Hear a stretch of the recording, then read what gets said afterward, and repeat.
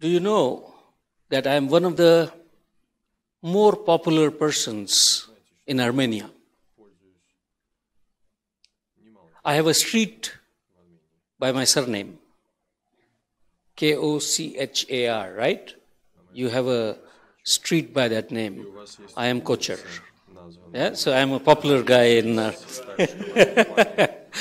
Maybe there's a possibility that 5 or 6 or maybe 10 generations ago, Armenia sent me to India, my family, to be their spy. Okay, so I am your spy in India. And today we are going to talk about machine learning and machine learning testing. This pillar here is very distracting. I can see you or I can see you, so I'll keep moving. Or maybe all of us can come to this side. Yes, wonderful. Thank you so much. Now I can address you. So first question, and the most important question. Do you want to take a break? No, not right now. I mean in the middle of the presentation. So based on your mood, we will decide. I can go on and on for 3 days, 4 days. Totally depends on you. We can continue. Yeah? You're okay with that? 3 days continuous, not 3 hours, not 2 hours, 3 days. Be prepared. So that's what the word is trying to do. Yeah? Computers that think. Someday somebody will invent a psychotic computer, personality and so on. But that's life. But we have already built something very interesting. What is it that we have built? AI, which is biased. Here is an example. An AI was built to give ethical advice. A white man walking towards you at night. Perfect. And you can guess what's coming next. Right? Do we want such AI? That's a question. Right? Now this sentence by itself, there is no context, correct? But the AI has learned something. Where has it learned from? It has learned it from the data that you provided, right? And as testers, it is our responsibility now not to look at only equivalence partitioning and boundary values and so, all those techniques that Joel, for example, talked about, but also go beyond it and understand ethics, understand psychology, understand statistics, and so on, to do all this stuff. So today, I'm going to present some interesting techniques to you. You are going to design your test cases, okay? And we are going to test the system, an AI system. I'm also going to demo my product. So what do? I just started with the presentation, but I didn't tell you who I am. Because I thought, being Kocher, everybody knows me. I have around 26 years in the industry. I started as a developer, then moved into testing, and I retired in 2013. Yeah? I sold my company. I had a testing services company, some 300 testers, sold it. I thought my life is done. Now it's only watching Hollywood and Bollywood films. That's it. So every morning I would wake up, I will call up office, I'm going to a client meeting, and then I'll tell my wife, 9 a.m. show, let's go to the film. Right? Life was good. Unfortunately, AI happened. I got interested in AI, and I said, how do you test AI? 2015, for 1.5 years, I struggled with this question, trying to create a certification on AI testing while learning AI myself and so on. There was hardly anything on how to test AI. And then, so like you run a conference here, I also run a conference in India. It's a not-for-profit tester society. We invited somebody from the industry who is also a professor of AI. And we said, can you speak on testing AI? And this guy made perfect sense. So I approached him, can we create a certification with you? And we got a few more people, and we created world's first AI testing certification. Very good. Translated into 8 languages, delivered across the globe. Then ISTQB happened. So there were 2 other syllabuses.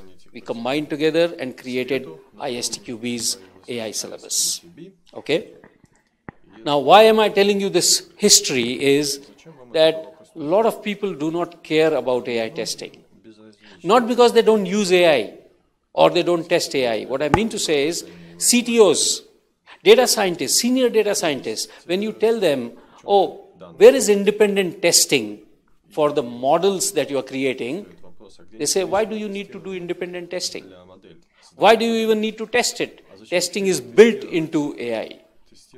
And then, when we created that certificate, next 2 years, we were educating the industry across the globe.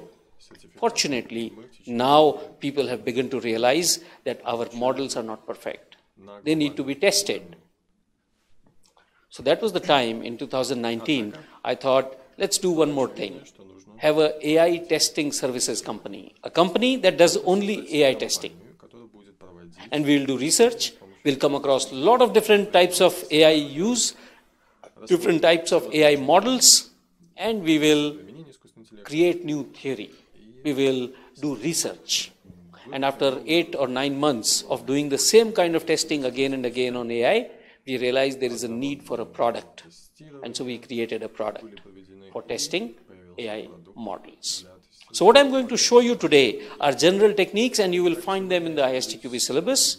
And I'm also going to show you some models that we will create and test. And I'll also show you my product on how you can use a tool to test AI models. Okay? So there's a bit of thinking, there's a bit of technical knowledge, and sometimes technical knowledge will not help you because we are testers, we are not data scientists. In that case, what kind of tools can we use? That's the purpose of this particular talk. 90 minutes is not sufficient. Do a 3-day, 4-day course on this, but I will try to touch upon the most important aspects for this. Let's take a look. I'm not going to go through some of the biases, although they may sound very interesting, but this I will tell you. And this is first lesson in AI testing that I want you to learn. So there is this woman who found out that her face was not getting recognized by face recognition algorithms. Okay? Why so? So she researched all the publicly available face data set and publicly available models. So how many of you use Facebook?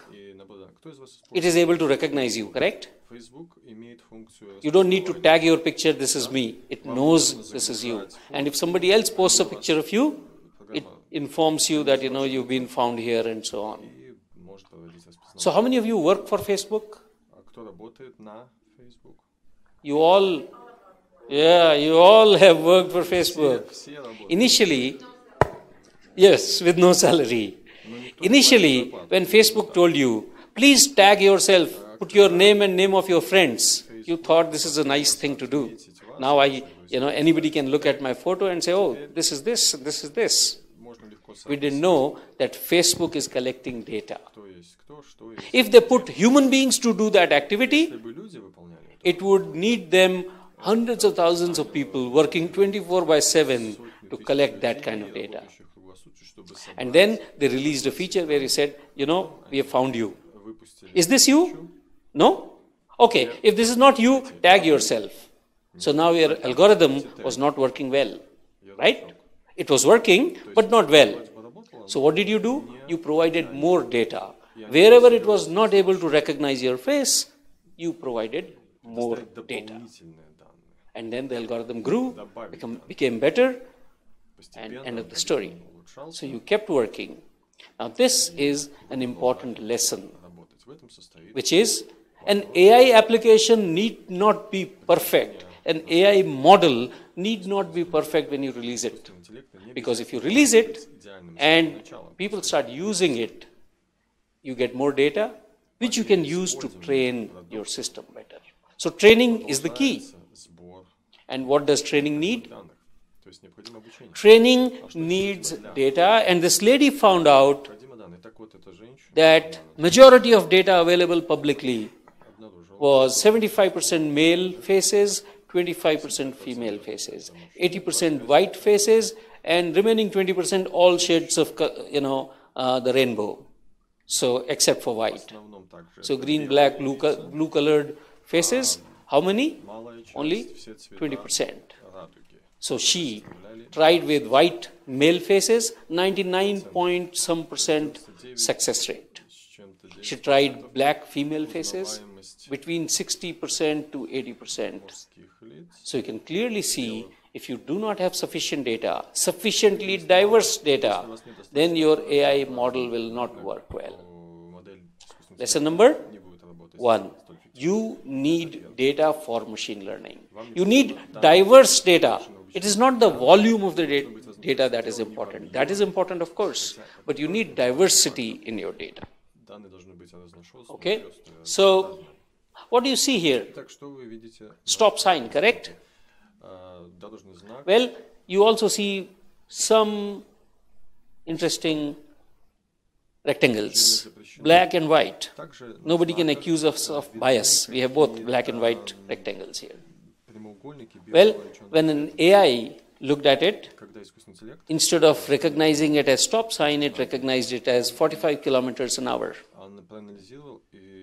You have a driverless car. Somebody puts these 3 stickies there on the sign, and now your car, instead of stopping,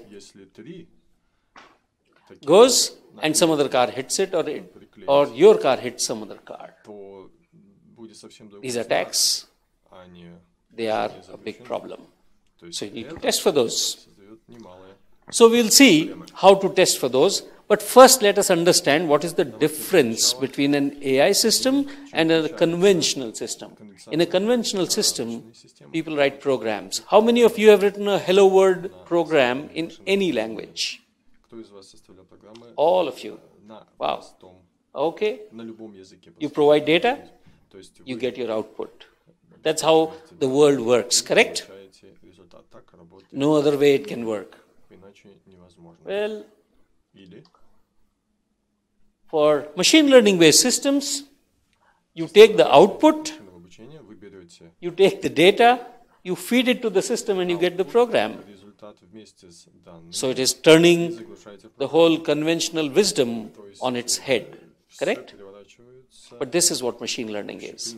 You try to identify patterns in your data, and once you have identified the patterns, when you give input, it tries to apply those patterns and tries to find out the result. That's what it does, right? So let us take a look at how machine learning really happens. Okay? So we are going to do our first machine learning project right now. What is the output going to be? X is input, Y is output. What is output for input 8? 16? 64? Why? How do you know? 1 into 1 can be 1. 1 divided by 1 can be 1. Right? 1 plus 0 can be 1. There are so many possibilities here. So you identify those possibilities and then you fine-tune these possibilities. 2 and 4, you say, yeah, if I square it, it's working. This is also working, so this must also be working. Right? This is machine learning. You have identified a pattern. Now instead of a human being, if a machine does that, then that is machine learning. Now, how many of you watch Who Wants to Be a Millionaire or something of that kind of show? All of you? So, you have this fastest fingers first kind of thing there. You have to quickly tell the answer. So, you have to quickly now tell me the pattern in what is going to come up. It's going to come up gradually. Okay? There's an input and output. X is going to be input, Y is going to be the output. You have to find out the pattern and say it fastest.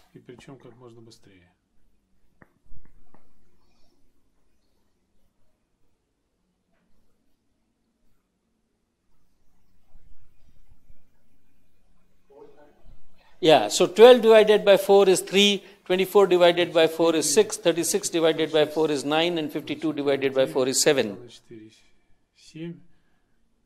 52 divided by 4 is 7, right? No? It is not? So 81 divided by 4 is certainly 9. Or maybe 42 divided by 4 is 6. No? Doesn't work. So the pattern you had identified is not working. Let's identify some other pattern. Sorry? This one? So I'm saying 12 divided by 4 gives you 3, that is the pattern. However, 52 divided by 4 is not 7, that's only 28. So, if you look at the sum of the two digits, 1 plus 2 gives you 3, 2 plus 4 gives you 6, 8 plus 1 gives you 9, 1 plus 8 will give you 9. Now, what is the lesson that we have learned? What is the moral of the story? Maybe if I had only data till here, I could have said maybe this is buggy data, correct? Maybe there is some error, and that's a possibility. You never get pristine data, you never get perfect data. But I see also that other inputs are not really working out for me. That means there may be a different pattern, or there is a huge amount of error in the data. Both things are possible. But in this case, I'm able to find a pattern, right? So that is, again, the same lesson. Now we have done machine learning. More and more diverse data gives you better experience, better predictions. So machine learning, the golden rule, garbage in, garbage out, beautiful data, beautiful model, possibly beautiful model, right? As a tester, data is something that you can very easily play with, which we will see very soon, okay? So AI is a specific big thing. Machine learning is a specific way to achieve AI. There are other things like reasoning and logic, which is also AI, search optimization, rule-based stuff. So there are many ways to achieve AI. Today, the most dominant form of AI is machine learning. What was machine learning? We looked at the data. We looked at the past. And we found out patterns from that. That is machine learning. Okay? So everybody is clear what is machine learning? Cool. So what is this? Anybody who's fond of reading science fiction? So you know what are dystopian science fiction, right? Future is, not really very nice, and some catastrophe have happened. So there is one catastrophe that happened recently, which was COVID, which is still happening actually. So I am painting a dystopian scenario for you. It's year 2024. COVID is very, very virulent, very heavy. So people have been advised not to go out of their house. I'm sorry for, making you fearful, but that's a science fiction, right? So, and interestingly, what COVID did was, it increased the intelligence of cats and dogs. Okay? This particular virus had that effect on cats and dogs. Now the cats and dogs are talking to you and telling you, hey human, we want to go out.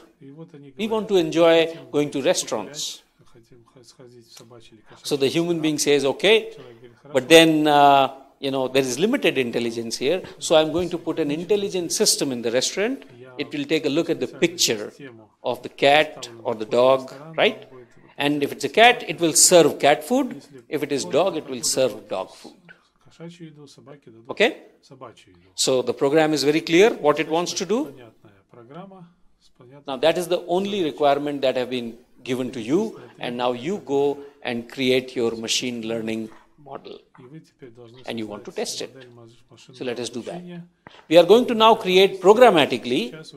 Earlier was human learning model, right? You did it, but now the machine will do it. Okay? So what will the machine do? Let's take a look at that.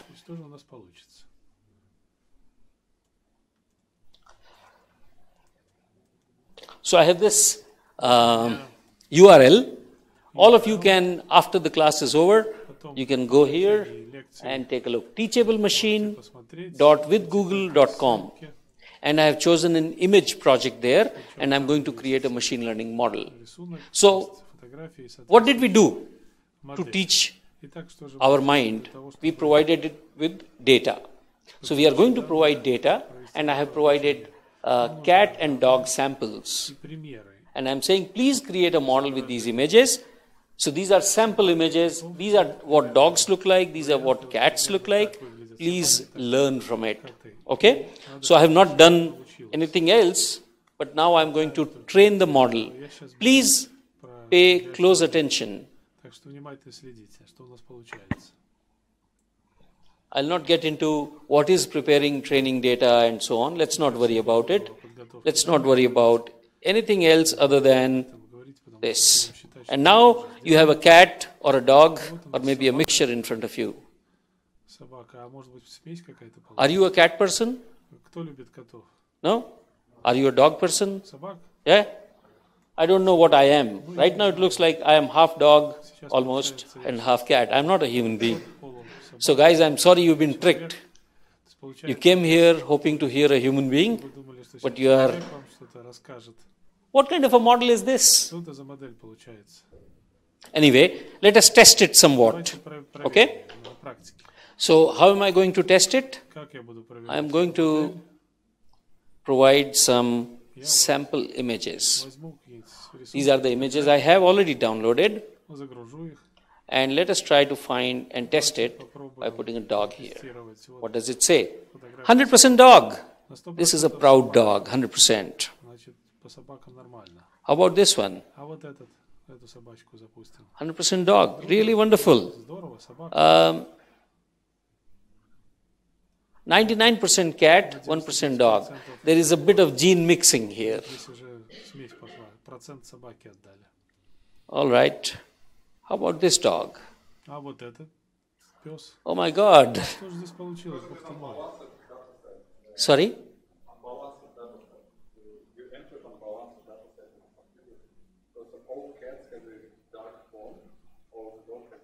Thank you so much for stealing my thunder. All right. So you saw this. Now, how do you test it? Because, first of all, you see the output? Is it an unequivocal 100% cat or dog? No. It says 59% dog, and you know it's a dog. Is this okay? Is the test case pass or fail? That's a question I'm asking you.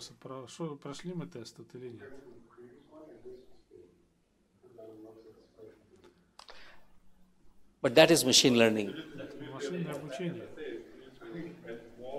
First of all, you need to have more data set, the data. Okay, this should be talented, of course. And next one, I feel what your model compare full picture, yes? How machine learning recognize work?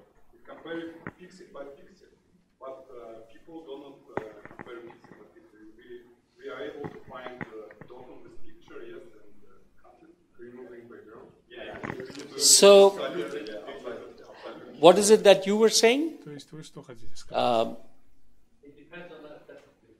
It depends on the acceptance criteria. So no matter how much you train your model, the answer is almost never going to be 100%. So now is 99% good enough? And for every problem, is 99% good enough? That's a question. And it's a very hard question to answer. For example, if I have an X-ray of human chest, which detects whether it is COVID positive or not, do you think you are okay with the 80%? No? 60%? Definitely not. 95% or 96% or 95.5%? Which is better? And so this is a big challenge in machine learning. It is probabilistic. Conventional programs, you get an answer yes or no. It's a binary decision, for example. But here, you get probabilistic answer, and based on the domain, based on the problem you are trying to solve, you have to determine whether it is okay or not okay. Right? So that's one thing. Now let me ask you, forget about everything else. Our friend here, Alexei made some points. We'll forget those points for the moment. I'm asking you, if you have to test this system, what kind of images will you try to find? Assume data scientists have done their magic, right? Whether their magic was good or bad, we don't care. It has come to us for testing, and we need test ideas. What should we do? What kind of images should we test this with? So, first of all, looking at the cat, is it only the face which is visible? Is it the body which is visible? Is it the front view, side view, back view, top view, bottom view, and whatever views you can have? Different breeds of cats, correct? Different colors, different patterns on their skin.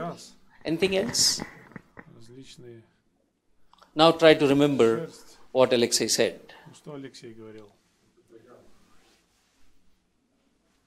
Background. Does that make a difference? So do I know, sorry? And is that good enough? So the point that was made by Arthur was remove the background so that you only recognize the cat and not the background. But when you have background, because in real life, you will have a background, will my model be able to distinguish between the background and the cat? So I need images with background also. So varied background, different types of backgrounds, black, white, red, blue, green, and then maybe, buildings behind, right?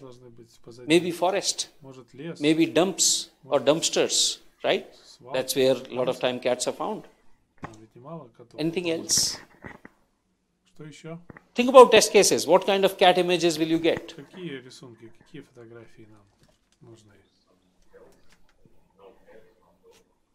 No cat, no dog, sure? Or dog? Multiple, sorry? So size of the face, for example, size of the object that you are interested in figuring out, that fills the whole picture, and that forms a very tiny portion of the picture, and everything in between. Absolutely. So I'll come to that, and then multiple cats, multiple dogs, right? Cats and dogs together. And then cat painted on a t-shirt, for example, or a cartoon cat, or a dog, and so on. You have huge number of combinations, and this is one of the big challenges of machine learning testing.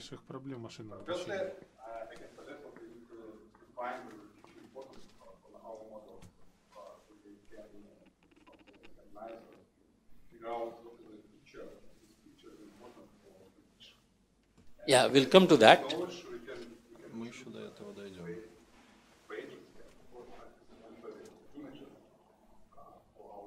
Absolutely. We'll come to that.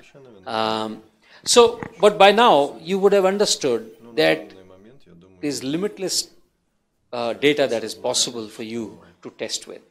So that's the second challenge of machine learning. You don't know when your data is sufficient. Typically, when you do conventional programs, you use all these test design techniques and club exploratory testing, and you think you have enough coverage and I can stop. Do you have similar notions in machine learning? Can you apply these techniques? If not, what are the new techniques that can be applied for creating, designing tests and so on? That is what we need to figure out. So I will give you an example or two a little later for this. So let's go forward. You've understood some of the challenges here. So you have to understand what we saw was supervised learning, and I am going to take only that for this session. I'm not going to do other types of machine learning models that get created. Okay? So it's only a supervised classification we are looking at, where we are classifying the input into one of the classes that we have trained it for. Okay? So now, what did we do there? We had a model and we trained the model. You can call this as offline phase. And this is something like, a developer is writing their code, the units, components, and so on. It's similar phase where developers create a model. And the developers and data scientists typically do not want you to touch their models. They have resistance. They say, we will have this model and we will apply our techniques. For example, we will test it by dividing the data into training data and testing data. Based on that, we will create metrics. For example, confusion metrics, true positive, true negatives, false positives, false negatives, and then, various matrices that come out of it. And they will say, this is enough. Now my model works really well. You can take it. But this is like, somebody has been treated by a quack and the patient might be dying, but after trying every quack remedy, now the doctor says, tester, take this patient. Now everything is okay from my side. I've done the best treatment. And the patient is actually about to die. So what do you need to do? As tester, you need to intervene much before. Not just at testing of the model, but right at the stage when data has been chosen to train the model. Because we said our model is going to be as good as our data, no better. So that means, one thing, bias in the data. Do I have enough images of cats and dogs and a right proportion between them? If I just feed 2 images of cats and 50 images of dogs, my model is not going to be very good at recognizing cats, might be better at recognizing dogs, but 2 and 50 images by themselves may also not be sufficient. You may need tens of thousands of images or millions of images. So one of our customers, they provide software to autonomous driving companies, and part of that solution is object detection. So the camera takes a picture, detects what all different types of objects are there, specifically humans, animals, different types of cars, 2-wheelers, 3-wheelers, and so on, right? And road signs. To get right amount of data. So, this company is very interesting. They had a model that they were selling in Europe, and they thought maybe we can apply the same model to India as well. And when they put it in the simulator and tried to see, the model didn't work at all. So they drove 20,000 kilometers across India to collect local data of local road conditions, how people drive and so on, what kind of vehicles, what kind of animals on the street. Is that a strange concept for you, animals on the street? Huh? We have all sorts of animals on the street, cows, donkeys, dogs, elephants.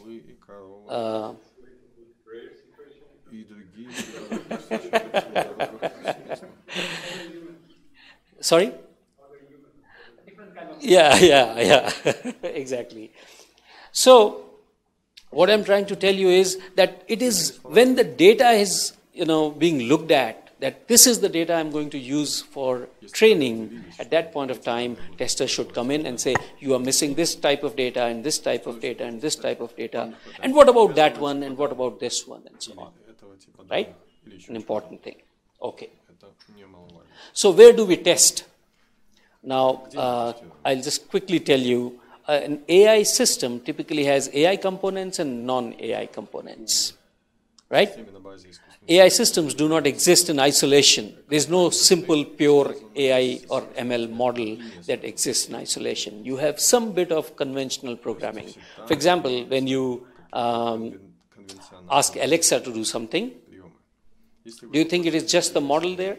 No, there has to be a lot of hardware and software which basically takes your speech, right, converts it into sound form, and then processes it, and then feeds it to speech to text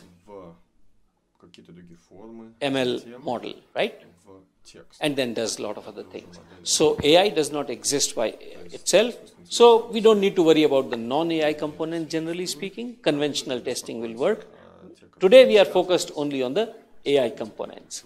So input data testing and ML model testing, these are two important things which are distinct from a conventional program. Otherwise, component testing, component integration testing, system testing, acceptance testing, these are usual levels. We are not going to talk about them. We are only going to talk about these two. So what is input data testing? Ensuring good quality of data.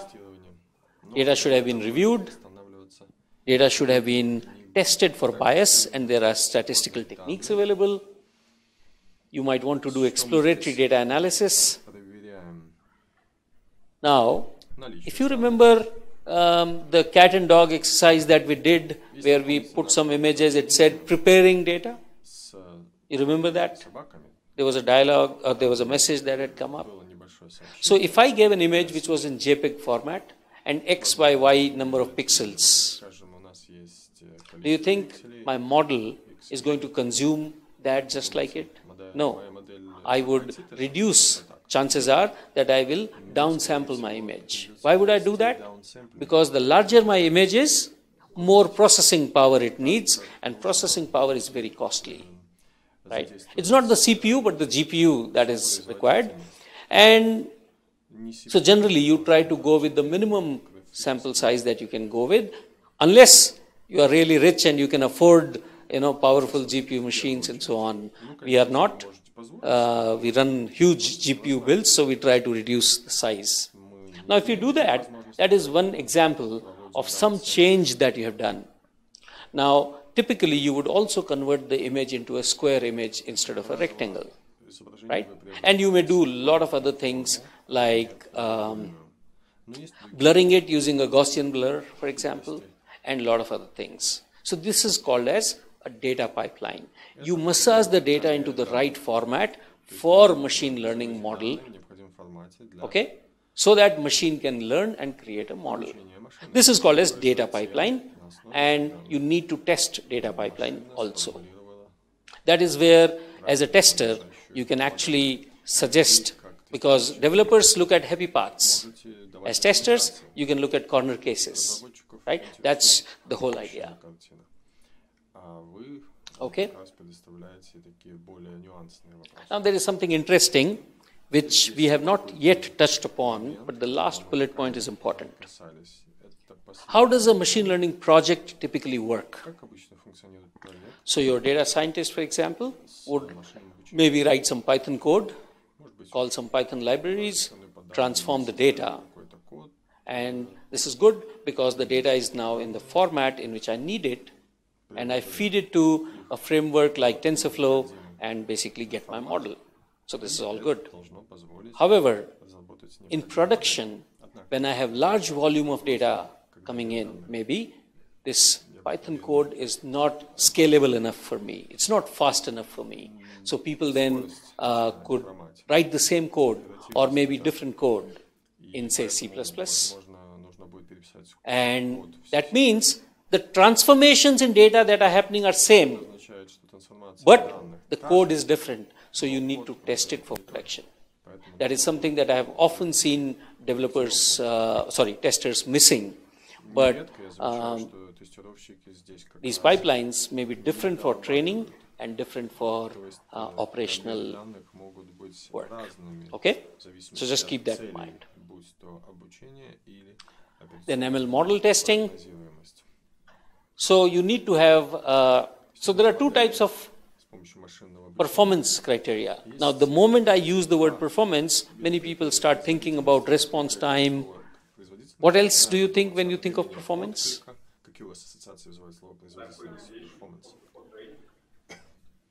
Generally speaking, when you hear the word performance, response time, right, number of users that can be supported, the amount of resources used and so on.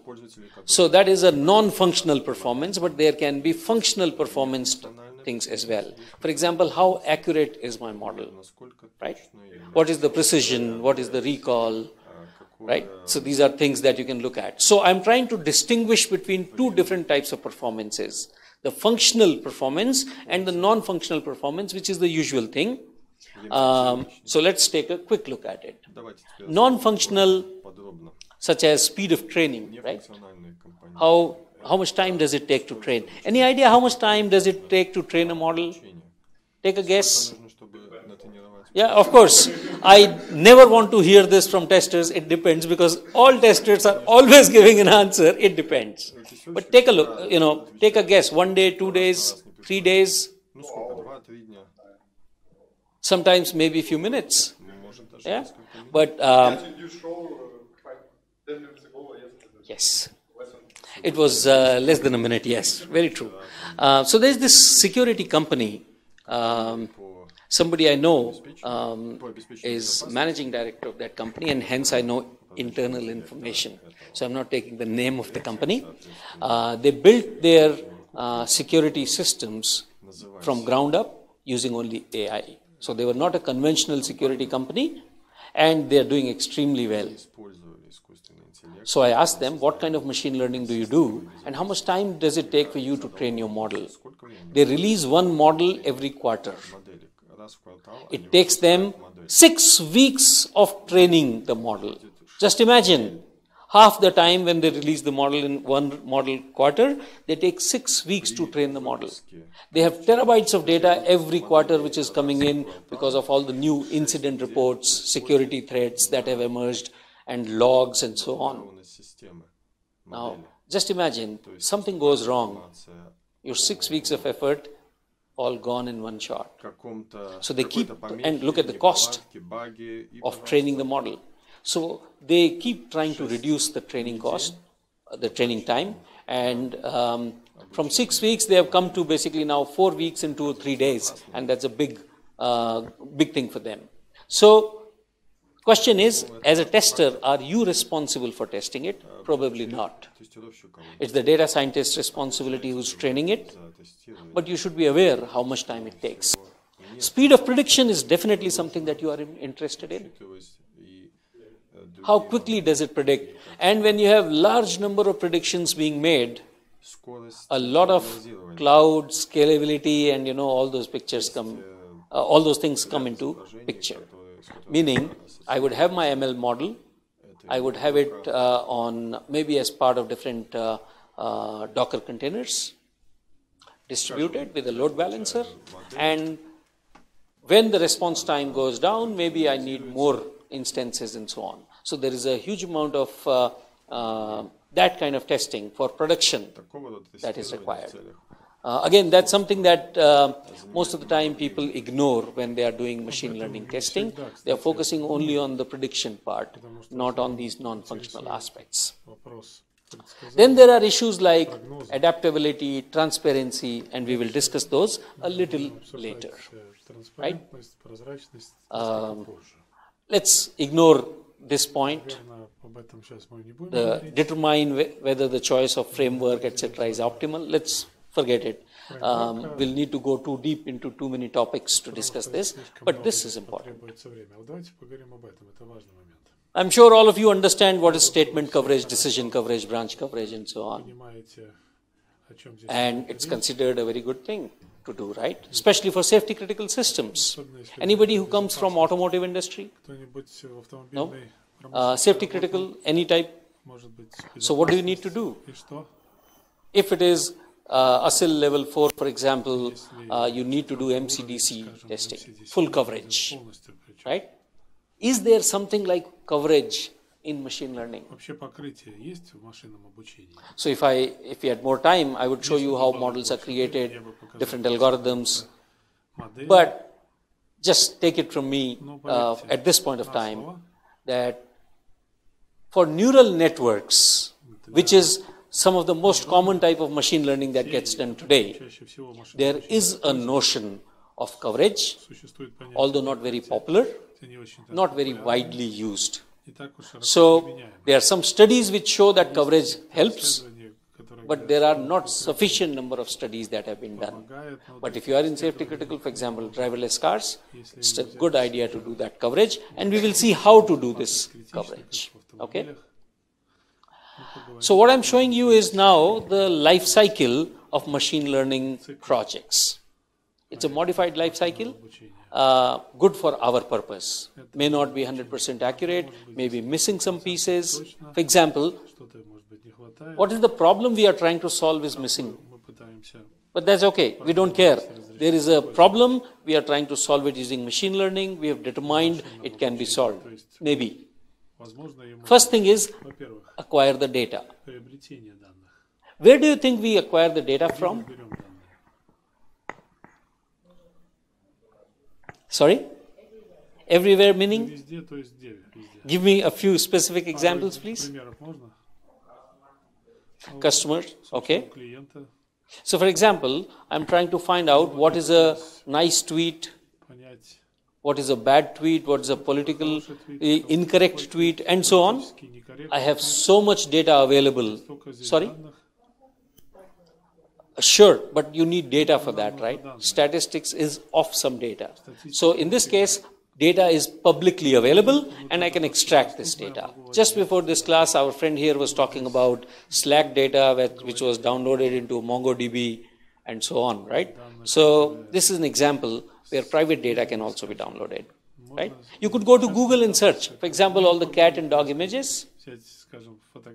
Where did I get them from? Google. But where did Google get them from? So somebody must have labeled them, tagged them, right? Then there is Kaggle.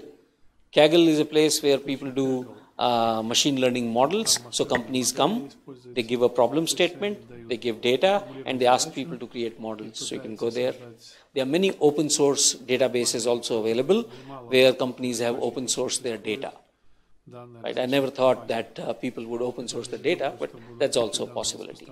And you can task somebody to acquire that data. For example, I told you this company, automotive company, they drove 20,000 kilometers across length and breadth of India to collect the data. Very expensive process at times. I'll tell you a very interesting story. There's a guy who said, I want to collect agriculture related data. So he chose, let's say, 50 or 100 different fields, and he noted down everything for those fields.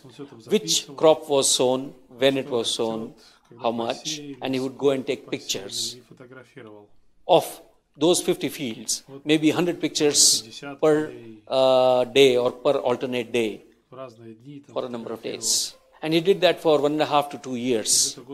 A company like Bayer or somebody which needed that kind of data, was into pesticides and fertilizers, bought all of this data, basically bought the company for $100 million. Yeah? So data is like, can be, really, so I'm giving you an idea. Data could be really nice thing and you could sell data really nicely. But data is required. Somehow, beg, borrow, steal. You need data. Without data, you cannot do. And the source of the data, I'll just leave it at that. The source of the data includes some of its own biases. If you get data from publicly available sources, for example, if you go to Wikipedia, just do some search. How many articles, total, percentage-wise, are written by people in North America versus Canada versus Europe versus country-wise and, other countries. So naturally, that data is biased. If, let's say, 90% of the data comes from Europe, then it is biased towards European way of doing things. You have something to say? Yeah? So, that's one. But then you need to prepare data. Now, what kind of data are we talking about? Various types of machine learning, right? Image is one, but you could have structured data, tabular data coming from databases, for example. You could have voice data. You could have, and when I say images, I mean both.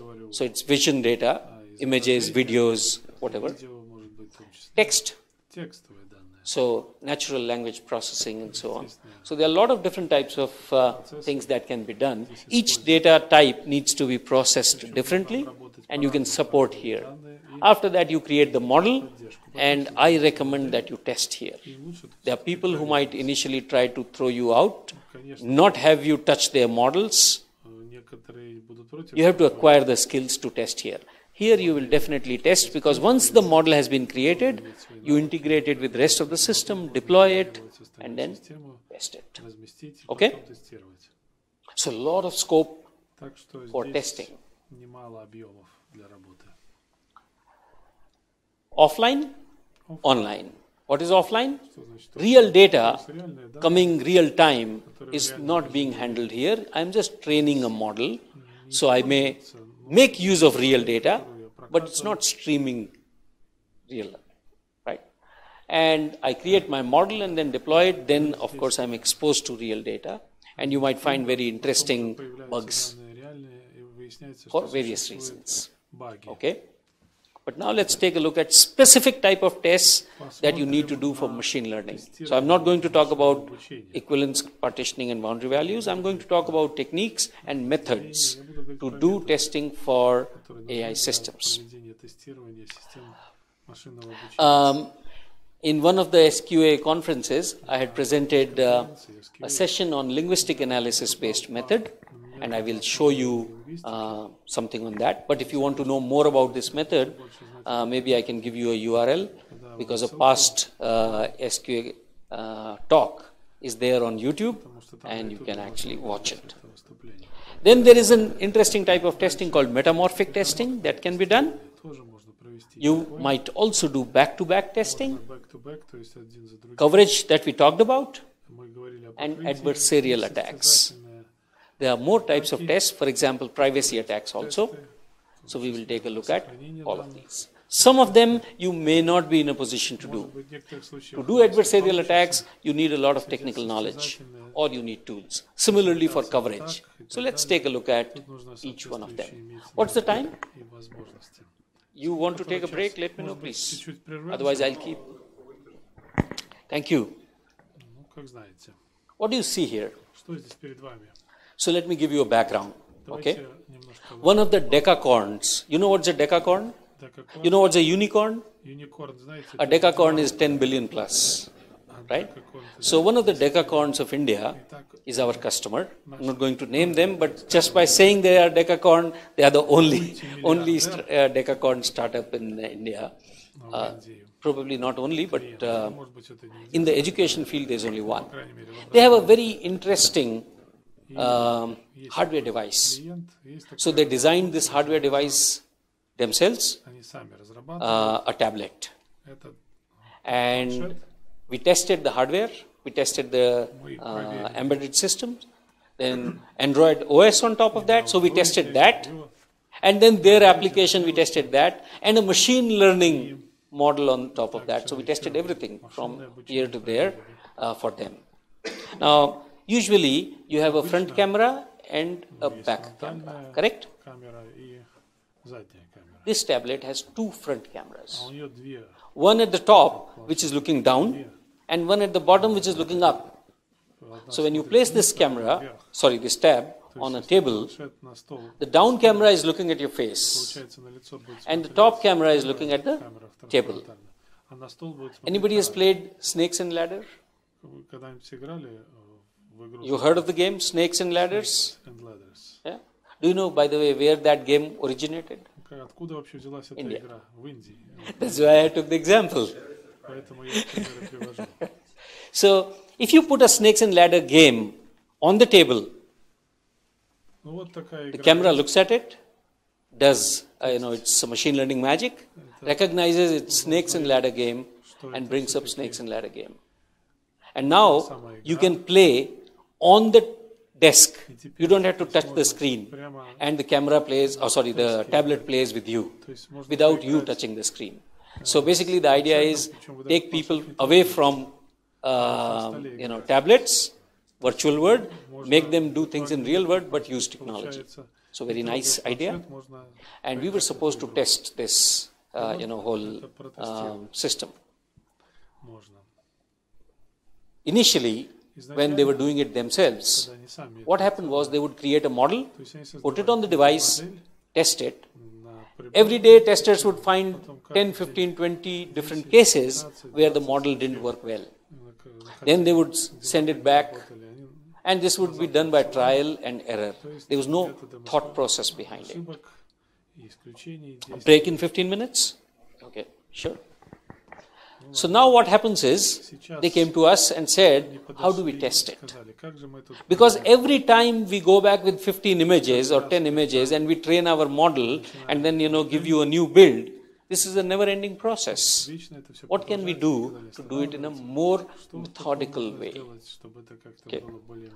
So I applied the linguistic analysis method, and one part of that is really understanding your situation. So do you think this describes that situation? If you look at it, there's a person sitting on a chair, there is a tablet, there are some objects here, and this is how it has to work.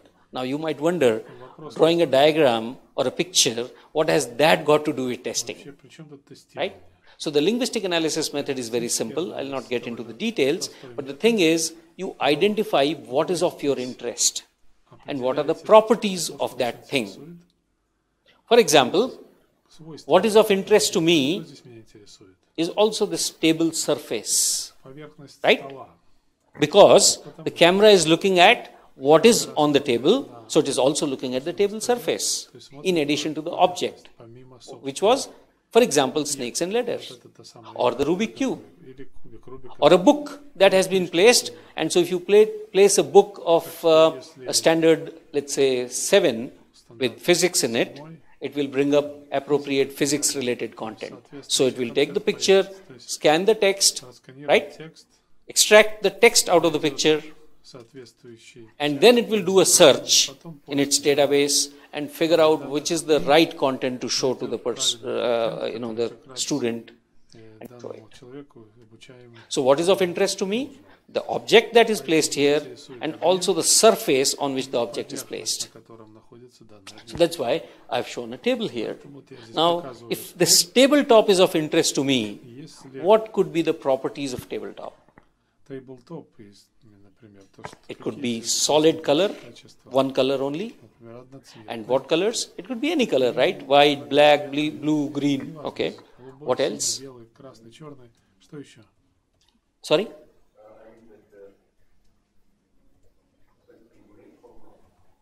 Blink. Blink meaning? Reflective. Yes, I got it. Yes. Matte finish or reflective. Excellent. What else? Text could be written on the table. So what is the pattern on the table surface, right? It could be a woody pattern like this, right? It could be geometric patterns. It could, thank you. And that is where we found an excellent bug. When it was glass, it also saw till the bottom, and in many of those cases, it failed to recognize objects properly. But I didn't need to worry about it. There's a method now, right? It's not random. We are looking at the properties, and somebody is going to come up with glass also as property and different patterns and so on. So here was this guy who was sitting on his bed, right, with a blanket on, and was playing with this. And the blanket was his child's blanket. It had a lot of those Doraemon and those kind of patterns. So without any object, just looking at the blanket, it started doing random things. So anything else that you can see in this diagram? You can see a bulb. Light sources. Absolutely. Indoor, outdoor. In the door, is it blue light, red light, green light, right? Colors of lights, or sodium lamp, fluorescent tubes, LEDs, because they will have an impact on how the camera sees the colors. You also see a fan, and this fan we added later on. I have to be honest, because it never crossed our mind. So what happened was, in one particular case, it was not able to recognize things properly, and we couldn't understand why, so we got the video, and we found that because of the fan and the bulb being, on top of the fan, there was a flicker. And when you catch images from the video, 30 frames per second, 15 frames per second, so the algorithm was not really working well. It caught images which were probably darker or lighter in some cases and so on, and that caused a problem, right? contrast of colors. Yes. So you will think about those as well and try to provide those. Yes, indeed. So there are so many different things that you can think of, but now in a methodical manner if you use this linguistic analysis technique, right? Now I'll show you for a book what kind of similar things can be done. Light sources we have already discussed. The background we have already discussed. Now just look at the book. The color of the page, the content, the margins, the watermark. There could be a watermark also, right? And sometimes that has caused things to fail. Curvature of the book. The whole character recognition algorithm failed because of the curvature. We never had enough images for our model to train on using this curvature. Look at this, handwritten stuff. So people write on the margins, right? And that caused a huge number of problems for our model.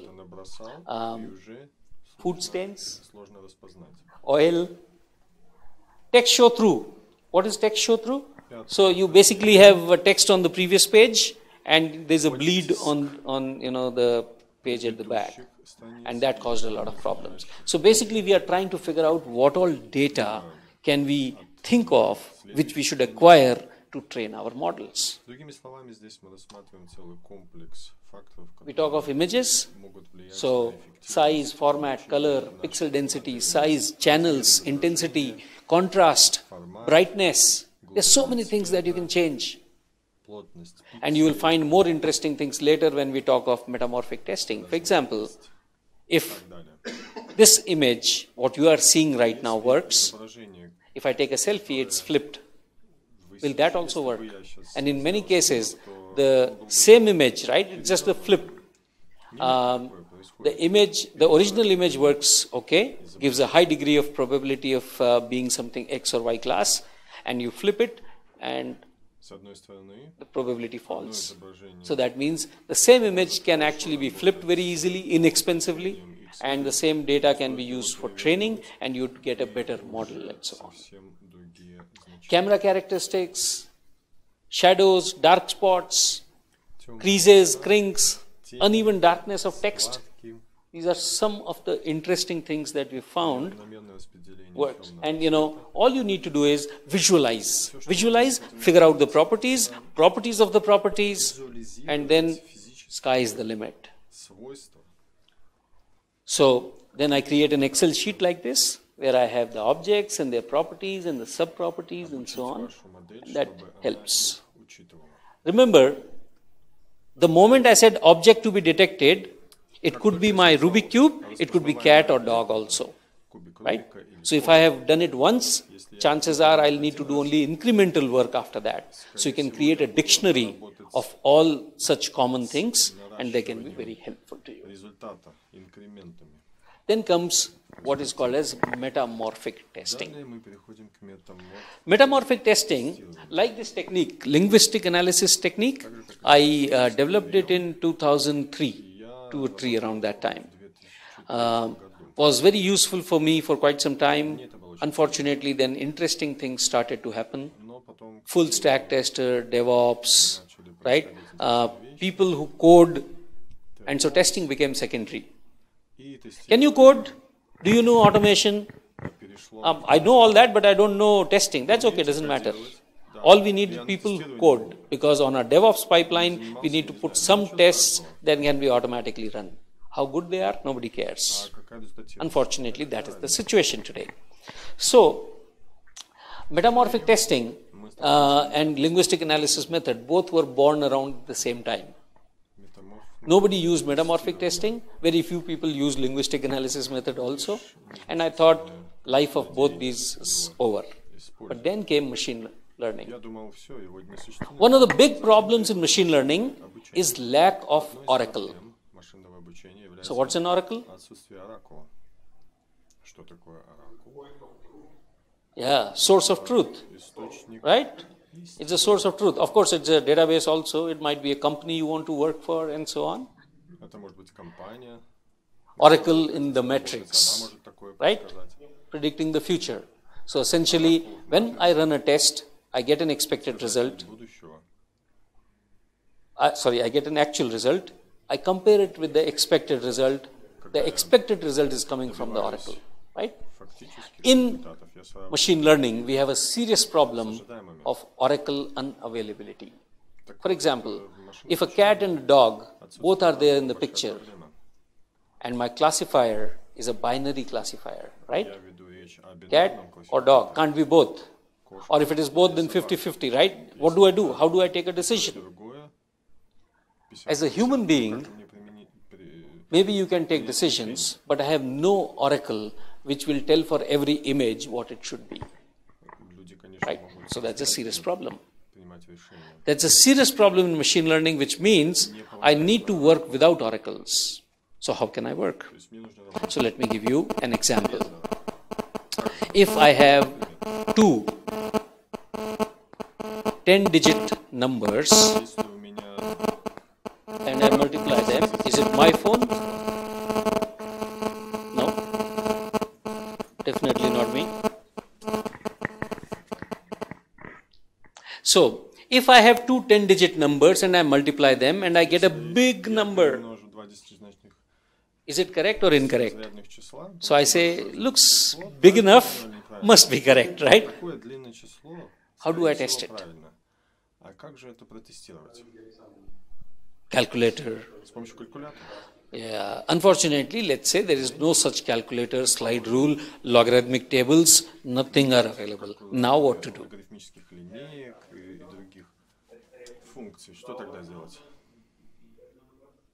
And they are lower or higher?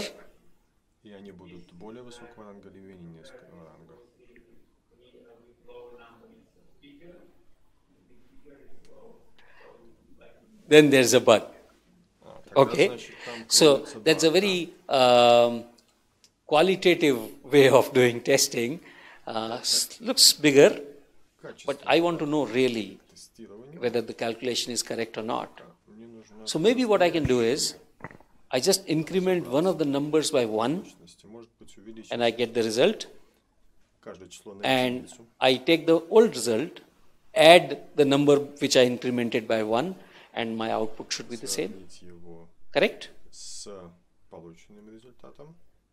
If I multiply that by 2, so I have two numbers, I multiply one number by 2 and then multiply the whole thing, my output should also be double.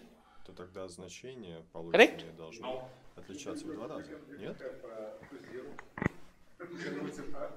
So coming to that, a specific relationship, multiply it with 1 and you should get the same number. X into y divided by y should give you x, and so on. So these are generic relations that you can look at. These are called as metamorphic relations. Relation between input and output. And your job is to determine, find out those metamorphic relations. If you are able to find out the metamorphic relations, you do the first test, assume that it is okay, and after that, if your metamorphic relations hold, then you say my system is working okay. And the first calculation, probably you can spend extra effort trying to see whether that is correct or not.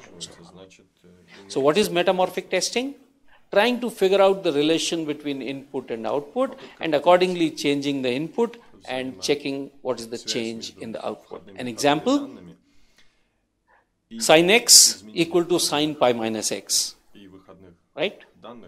That's a property of trigonometry. So if you do that, and both calculations come the same, then you can say, okay, my system seems to be working okay. So this is an example of another metamorphic relation. So there are a lot of different types of metamorphic relations that you can uncover depending on the data type that you are using and so on. And that is metamorphic testing. Okay? So you generate a source test case. For example, here it's saying a program that determines average of a set of numbers. So you do this, test is run to confirm it passes, and then you can have a lot of different follow-up test cases. For example, change the order. If I change the order, should the average change? It should not change. Correct? If I add the average I calculated an average. I add the average to this and then find the average again. Should the average change? No, it should not change. So these are examples of some metamorphic relation.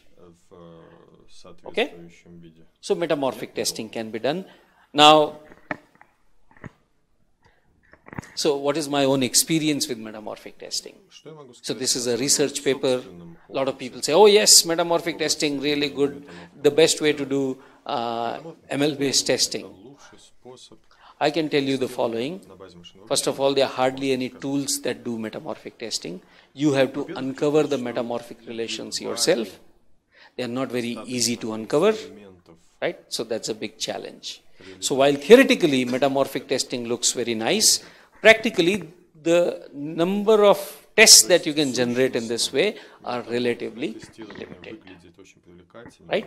So I'm hoping that as time goes by, people will create libraries of metamorphic relations so that when you are testing a model, you buy a library of metamorphic relations for a particular problem, or maybe download it, open source, whatever, and then you run your tool and everything sort of works out.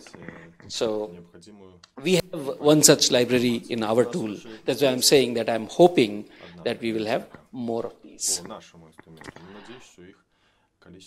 How much more time before break? We can take break now. Do you want to break now?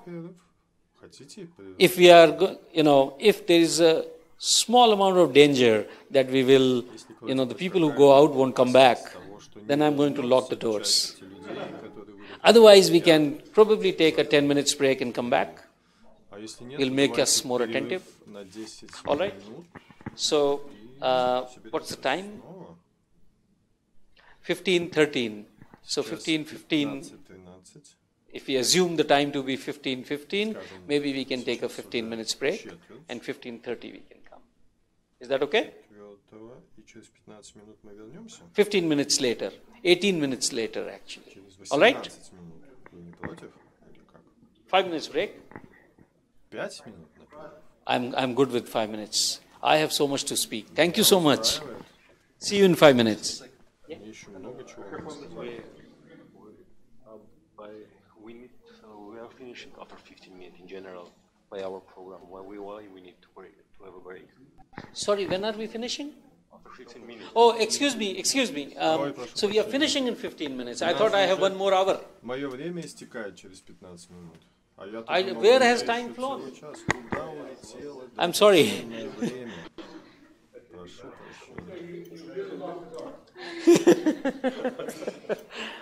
Oh my God, I didn't really realize. That's a problem.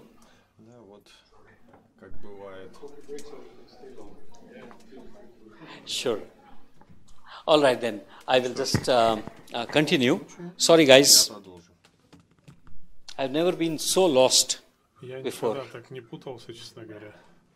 Google has produced a checklist. I would recommend that you go through this checklist, but do not expect a lot of concrete advice from it in terms of what tests to write or how to write tests. But this checklist is very useful, and I'll explain why it is very useful. When you want to do data testing, these are some of the common things you should really look at. For example, and thank you for talking about features and feature costs and so on, right? So you are looking at the data. You are looking at the model development. Again, in model development, you don't have to worry too much because all steps or most of the steps here are data scientists worry. For example, model specs are reviewed and submitted. This is where you can contribute. So this is one problem that I've seen when data scientists create models, they never think about the specs. And when they give you the model, they don't give you the data sheet of the models. What is meant by a data sheet of a model? Have you ever bought any electronic component? You get a data sheet with that, right? It says operating temperature plus minus this much, voltage plus minus this much. It has been tested for so much time and so on. What about model? What kind of data has been used to create it? If it was 80% white, 75% male faces, then that bias will be there in the model. I will not even know it. So there is a big company in India. They are about to be a unicorn now. They are our customers. So they have a apartment management system. So what's an apartment management system? At the gate, you allow entry of people and so on. So they said we'll do face recognition also using the normal cameras and so on. So, okay, what are you going to do? We are going to use XYZ model that has already been trained by Facebook, for example, and we'll use that. I said, but you are going to have problems. Why will we have problems? A face is a face. Well, I don't think Google has trained it on Indian faces that much. So they didn't believe us. They just put the system, and when a lot of people started complaining, because it's not just the convenience now. My face is not getting recognized, right? It became that. They never really imagined that. So then they came back to us and asked us to test the model and so on, and we did that. So model bias for these pre-trained models is a big concern, and hopefully people will start submitting data sheets with their models and so on. So this is what really we are talking. One part of this is. Then infrastructure, we talked about that when you put the models in real and start using them, then there are infrastructure related things that you should worry about. And once the model is live, you need to continuously monitor the quality of predictions that are being made. Otherwise, you have what is called as concept drift coming in. The quality of the predictions made by model, they start going down. Son of a friend of mine works for a big e-commerce company. Works on recommendation engines. So I said, how do you know the quality of the recommendation engine that you produce? And every 2 weeks, 3 weeks, tweaking the recommendation engine, putting it there and so on. He said, it depends on the amount of money that comes to my bank account. How is that related? He said, well, today let us conversion rate is 3.748. And if my model makes it go from 3.748 to 3.856, that is additional conversion that has happened because of my recommendation, and then I get a percentage out of it. Right? So, monitoring is very important. If it goes down, create a new model maybe. But we'll discuss maybe some other day. Concept drift, very, very important thing, some other day. So you can actually start making use of this checklist to understand right things are being done or not. It doesn't have test ideas, but it has test steps or things to be done. So it's a very good checklist from that perspective. Then there is back-to-back testing. If you have an old version of the system, which may be non-ML, for example, and you're creating a new ML version, or you have a previous version and a new version, you can run the same test against both and compare, and so that is called as back-to-back testing. Not A-B testing, because in A-B testing, what you do is, you have two versions of the same product done differently, and then you collect data which one is liked more. And then you replace one with another. But here we are saying there is maybe a non-ML model or non-ML system you created, slow, but works well. And an ML model which is fast. And I run the same test against both, compare the output. If the outputs are same, I say my test passes. If the outputs are different, I investigate. Hard to do if you do not have second system against. So that is the challenge. So sometimes you have to create a system. And what I've seen, for example, people do is that they sometimes use a simple algorithm, simple model to create one model and a more complex model, and use some sort of bands that, if the percentage, for example, confidence or probability of this being a dog is within 5% plus minus, then you say that this is okay. Otherwise, this is not okay, needs to be investigated. Not a bug, but needs to be investigated. So that is back-to-back testing. I'll just Take coverage measure now. Сейчас Neuron coverage. So you have a neural network. For example, for images, you typically use what is called as a CNN, convolutional neural network, one of the most popular ones. So you can look at coverage, for example, threshold coverage, neuron coverage. Neuron coverage, where you say each neuron has been triggered at least once. Similarly, for example, sign change coverage.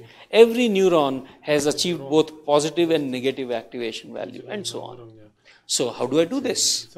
I need to understand neural network, I need to understand neural network architecture, I need to understand how to look into it. There are some tools available. For example, there's a tool called Deep Explore, DEEP XPLORE. The E is missing there from Explore. Okay?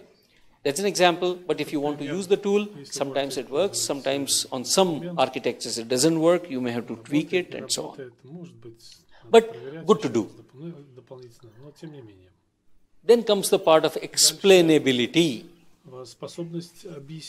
Why did my model took the decision that it took? How do I know that? So whatever explains that is called as explainability. There are a lot of different types of explainability algorithms available.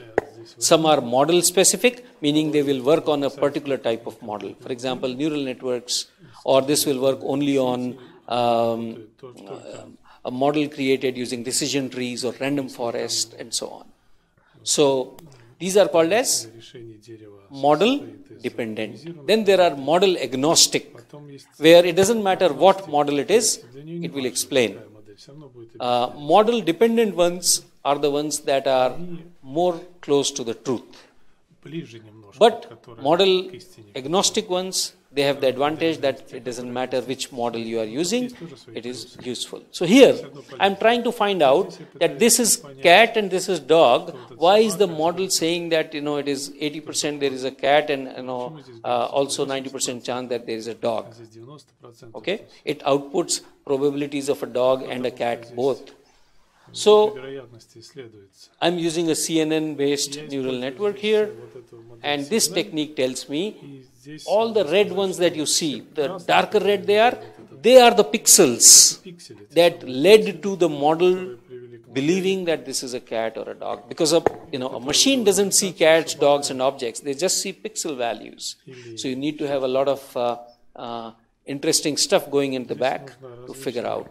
So it tells me this portion of the cat is making it recognized as a cat more than anything else, and this portion of the dog. Now, what does it do to my test cases? What if I have a tiger, right? Will look almost the same, correct? Will my model recognize the tiger as a cat? And will that be acceptable? Maybe for a biologist that would be acceptable, but if I'm camping in the forest, that is not going to be acceptable to me, right? Similarly, if the dog's face is partially visible, will my model work okay? So explainability is really useful in doing all these activities. Then comes adversarial attacks, especially useful for neural networks, where, what is this? A soap dispenser? Praying mantis? A dog. There is some pixel pattern using some algorithm I generated, and I add this pixel pattern to these images. They look exactly the same. However, a model says all of these are ostriches. These are adversarial attacks. I wear a t-shirt with an image, and I am invisible to my AI. Imagine what kind of problems I can create by doing this. Right? Lastly, this is a diagram I created. You start with your data and data pipeline, start with your fairness and bias test, do your model training, do all of these type of model tests, metamorphic testing, coverage, explainability, adversarial robustness, privacy, linguistic analysis-based methods, performance testing, and so on. You get the final model, integrate it with the rest of the system, do normal integration testing, unit testing for non-AI, do integration testing and system integration testing, user acceptance testing, And then for the live system, do live testing, which is A/B test, inference test, monitoring, concept drift, and so on and so forth. So in the whole life cycle, all the different types of tests that you can perform and where should you perform is here. This is not really the thanks. I will show you something before I say thanks to you guys. Just give me one more minute. Now this is our tool. Just take a look at what all we discussed. Starting with the data, there is statistical analysis of data, all classes, how many classes are there. So we see it's more or less balanced data. Each class has, more or less equal number of points. Duplication detection, outlier detection, and so on. Then we use explainability. So many images fed, all the wrongly classified images are shown, and different explainability techniques are used. So it shows me that these red portions that I see here are causing problem.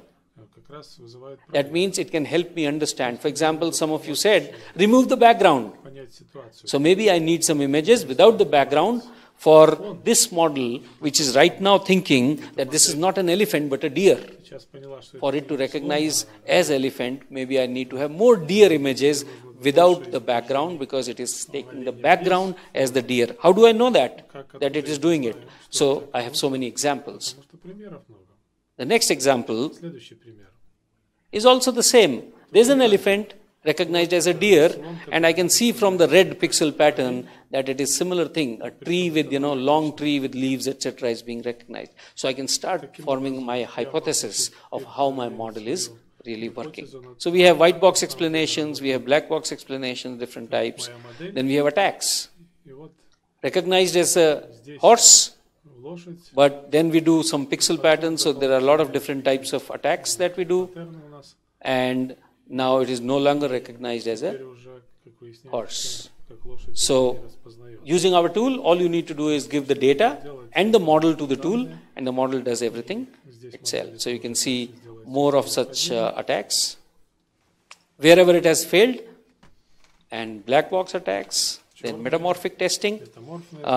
We took images and then changed the brightness, rotation, shear, translation, zoom in, zoom out, and so on.